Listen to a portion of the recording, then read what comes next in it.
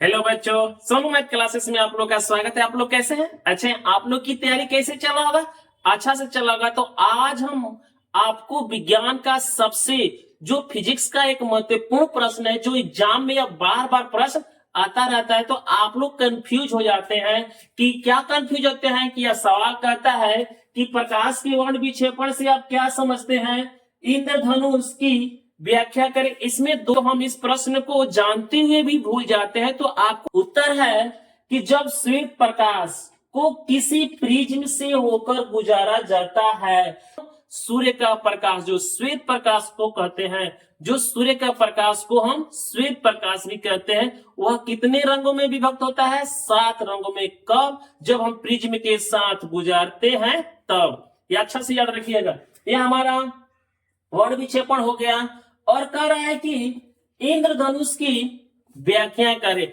इसी प्रश्न में एक है इंद्रधनुष की व्याख्या करें। जब हम इंद्रधनुष कैसे बनता है, चलिए हम आपको समझा दे रहे हैं कि इंद्रधनुष कैसे बनता है और इंद्रधनुष कैसे दिखाई पड़ता है। और तो बारिश होता है तो उस बारिश में सच होता है, जब हमारा बारिश तेज होता है तो उसमें हमारा प्रिज्म नहीं बनता है। वो कैसे बनता है? तो जब धीरे धीरे हमारा बारिश जब होगा तो उसमें से क्या कर रहा है कि जब बारिश की बूंदे होते हैं, जो प्रिज्म की तरह काम करती है, जब ध्यान समझिएगा, यहाँ पर यह वर्षा का बूंदे हैं और हमारा बूंदे हैं। तो जब सूर्य की प्रकाश, इस पर जब सूर्य के प्रकाश पड़ता है तो कैसे 7 रंगों में विभक्त होता है, तो इसको हम समझेंगे। कैसे समझेंगे? कह रहा है कि इंद्रधनुष इसी वर्ण विक्षेपण का एक प्राकृतिक उदाहरण है। यही प्रकृति का उदाहरण है। जब बारिश की बूंदे, यह हमारे वर्षा की बूंदे हैं,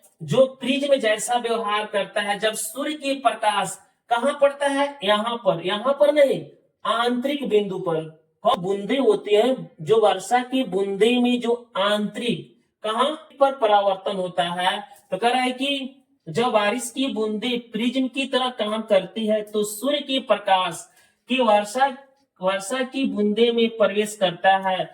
करते समय अपवर्तन, आंतरिक परावर्तन और फिर अपवर्तन के कारण यह प्रकाश 7 रंगों में बढ़ जाता है। जैसे आप लोग इस चित्र को देख रहे हैं, हमारा वर्षा की बूंदे हैं। इस पर जब सूर्य के प्रकाश पड़ेगा तो आंतरिक कर रहा है कि अपवर्तन आंतरिक, यही अपवर्तन आंतरिक होता है। और परावर्तन के बाद फिर अपवर्तन के कारण यह हमारा 7 रंग में विभक्त कर देता है। इससे पहले हमारा जो 7 रंग में विभक्त होता है, जब इंद्रधनुष जब बनता है, जब हमारा इंद्रधनुष बनेगा तो उसमें से सबसे पहले हमारा पहला जब होगा वह लाल होगा और अंतिम में बैगनी होगा। तो हम यह 7 रंग में हम आपको यहाँ पर उसका नाम दे दिए हैं कि आर से होता है रेड, लाल, और ओ से होता है ऑरेंज, नारंगी, और वाई से होता है पीला, और जी से होता है ग्रीन,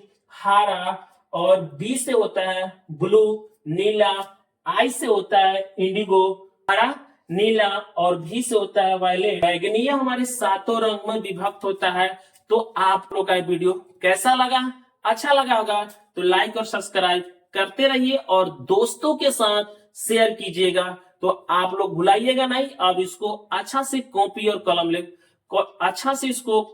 कलम पर उतार लीजिएगा। चित्र सहित आपको इसको समझा दीजिए।